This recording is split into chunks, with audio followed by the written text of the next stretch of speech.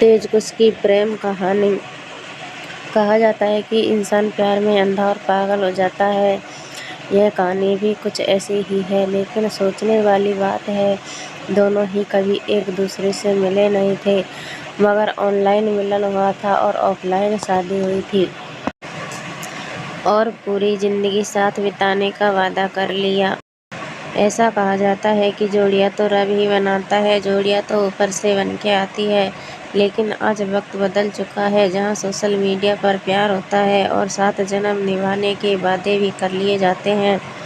यह सुनकर अगर आपको हैरानी हो रही है, तो हम आपको ऐसी सच्ची एक प्यार की कहानी सुनाने जा रहे हैं, जो फेसबुक पर दोस्ती से शुरू हुई और दोस्ती से प्यार में तब्दील हो गई और दोनों ने शादी कर जन्म जन्म के लिए एक दूसरे के हो गए।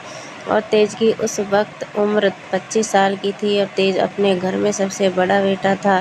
घर वालों को लगता था कि तेज की उम्र शादी की हो गई है, अब उसे शादी कर लेनी चाहिए। इसलिए तेज ने कुछ लड़कियां देखना शुरू कर दिया था। कई लड़कियां देखी, बहुत सी अच्छी भी लगी, प्यारी भी और कई खूबसूरत भी देखी, मगर उन लड़कियों में तेज को वह कनेक्शन महसूस नहीं हुआ जो दिल से दिल का कनेक्शन होना चाहिए। यह शादी के लिए लड़कियां देखना और मीटिंग वगैरह करना कई दिन तक चलता रहा, पर बात नहीं बनी। तेज को लिखने का शौक था, तो एक दिन तेज ऐसे ही फेसबुक पर कुछ पोस्ट लिख रहा था, कुछ देख रहा था और कुछ दोस्तों को सर्च कर रहा था। फिर कुछ नोटिफिकेशन वगैरह देखी, तो उनमें से एक नोटिफिकेशन एक फ्रेंड रिक्वेस्ट की थी। वह फ्रेंड रिक्वेस्ट एक लड़की की थी, नाम था कुश, जिसे तेज ना तो जानता था ना पहचानता था, पर दिल ने कहा कि देखे तो सही, कौन है यह मोहतरमा जिसे हमसे दोस्ती करनी है।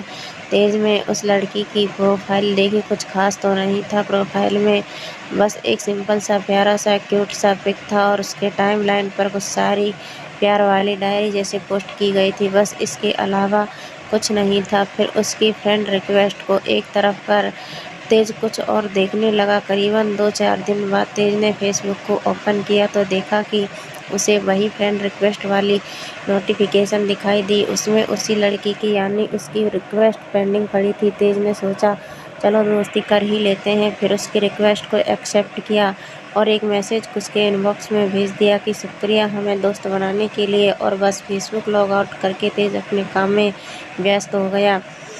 उधर तेज के ऊपर बहुत ही प्रेशर बढ़ रहा था कि शादी कर लो, शादी की उम्र बीत रही है, तुम घर में सबसे बड़े हो, 2 भाई भी है घर में अकेली मम्मी कब तक संभालेगी, उसको साथ देने वाला भी कोई चाहिए। एक घर में एक लक्ष्मी बहू आ जाएगी तो मम्मी जी को भी राहत हो जाएगी और साथ साथ तुम्हें भी अपना जीवन साथी मिल जाएगी, वगैरह वगैरह बातें चल रही थी घर पर। इन सब के बीच तेज का दिल तो बस उस एक लड़की को ढूंढ रहा था, जो उसके बिगड़े बिखरे दिल के सुर को एक सुरीले राग में तब्दील कर दे और जिंदगी भर के लिए उसके साथ प्यार के गीत गुनगुनाने लगे। बस फिर कुछ महीनों बाद तेज ने अपना फेसबुक लॉग इन किया तो देखा कि उसमें कई मैसेज थे, कुछ दोस्तों के थे तो कुछ मैसेज उस लड़की के थे जिसे अभी अभी तेज की दोस्ती ऑनलाइन फेसबुक के जरिए हुई थी। तेज ने सब दोस्तों के मैसेज का जवाब दिया और उसके बाद उस लड़की के मैसेजेस देखे तो उसमें लिखा था कि कैसे हैं आप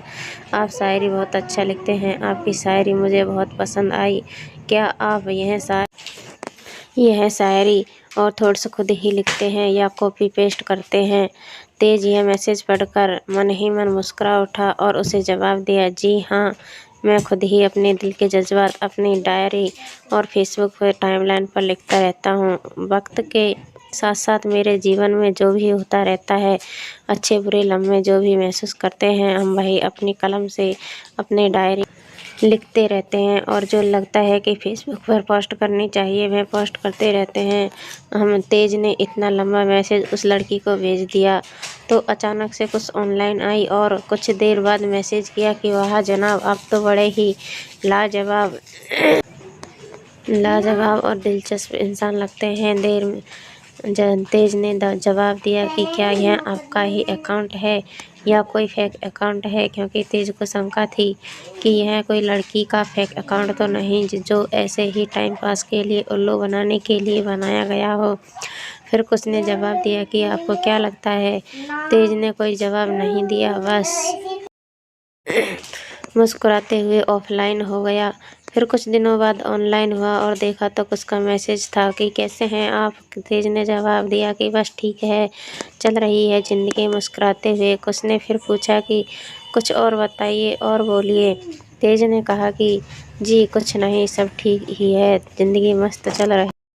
फिर तेज ने उनसे पूछा आप ही कुछ बोलिए। उन्होंने कहा कि कुछ खास नहीं है, बस ज़िंदगी कट रही है या काट रहे हैं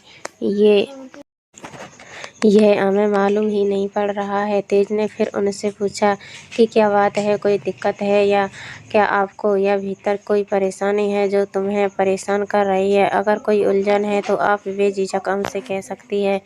उसने कहा कि कुछ नहीं, बस यूं ही, कुछ खास नहीं, कह के बात को टाल दिया और ऑफलाइन हो गई। फिर तेज सोचने लगा कि कुछ तो बात है जो कुछ इतनी उदास मन से कह रही थी या परेशान थी। पता नहीं क्यों तेज के भीतर दिल में एक अनजान दोस्त के लिए कई सवाल उभर रहे थे। फिर तेज भी ऑफलाइन हो गया और अपने काम में व्यस्त हो गया। उन दिनों में तेज के पास स्मार्टफोन नहीं था, बस एक सिंपल सा फ़ोन इस्तेमाल करता था।